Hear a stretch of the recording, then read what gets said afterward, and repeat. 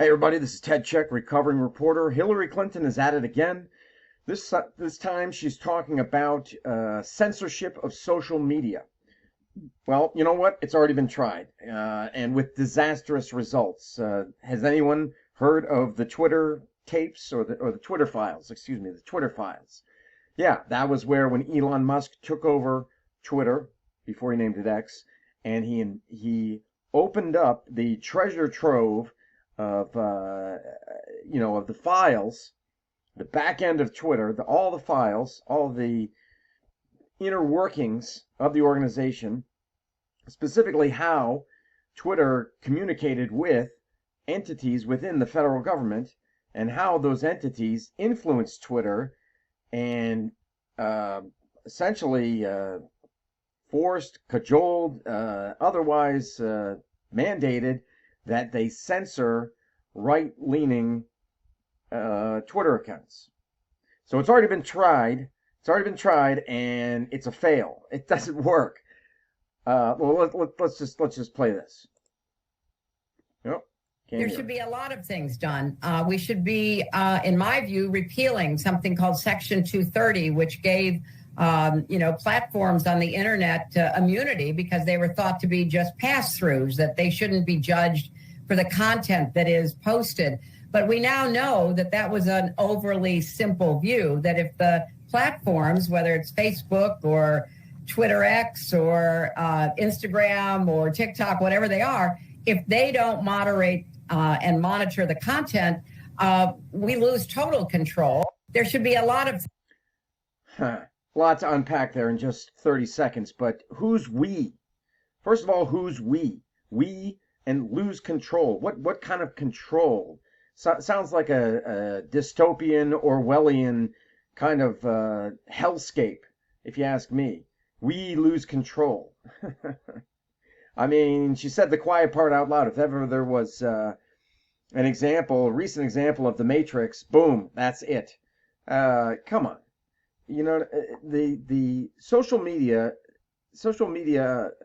platforms do moderate, but I think that X has it the closest, to, obviously you can't have perfection, but Elon Musk is like, look, as long as it doesn't break the law, as long as it's within the law, then it's fair game. First Amendment, free speech, as long as it doesn't break the law. Boom. And because these are kind of the last paragons. I mean, for free speech, we need to keep that going. I've done videos on the First Amendment, on free speech, freedom of the press, freedom to assemble, freedom of speech. It's all in the First Amendment. That's and people like Hillary Clinton, and then who's the other guy? John Kerry. Recently, I did a video on him talking about that the First Amendment is a block. These people are seeking to tear down the fabric of America. This is what makes us Americans. This is something that is unique to us. All that we have here, all that has been constructed, all that was, all that was created by the forefathers, our founding fathers. Okay, these things are unique to us, and they need to continue to exist. Anyway, so this is, it's you could say, well, it's alarming, but it's not really alarming to me anymore, because we're just continuing to see this. Here's another video I did not too long ago. Hillary Clinton on MSNBC. The first one was on CNN.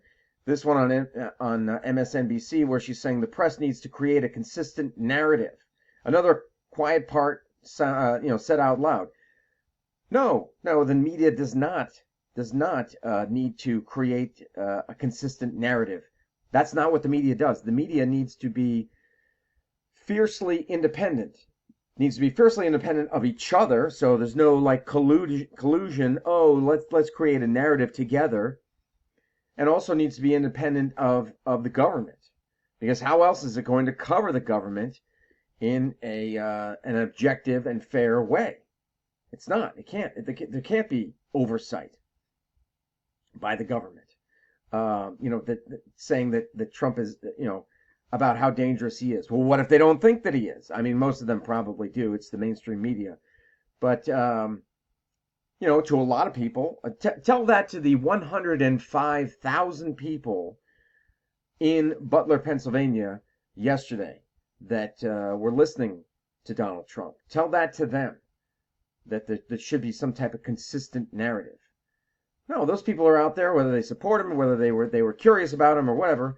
But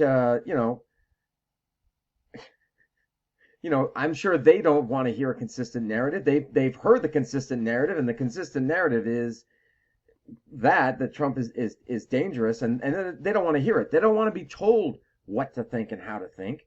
They want to be able to use critical thinking and develop their own minds.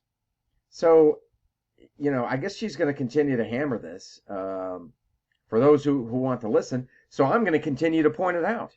I'm going to continue to lambaste it because and lend a critical eye to it because you know what I mean. We it's just it's reprehensible. It's not anything that is American. What she's proposing. She doesn't know what journalism is, or either she knows it and she's choosing to kind of rewrite history, reshape what journalism is, or it's a foreign thing to her. I don't know. She's fairly intelligent. I'll give her that.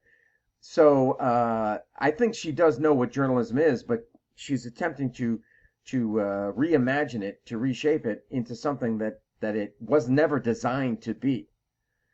And that's a problem, and it's not true journalism. And I mean, if journalism expects to survive, the industry of journalism, then they need to ignore stuff like this. They really do, because this is not how to operate professionally and how to operate under the tenets of true journalism. It's just not. So anyway, let me know your thoughts, and I will talk to you later.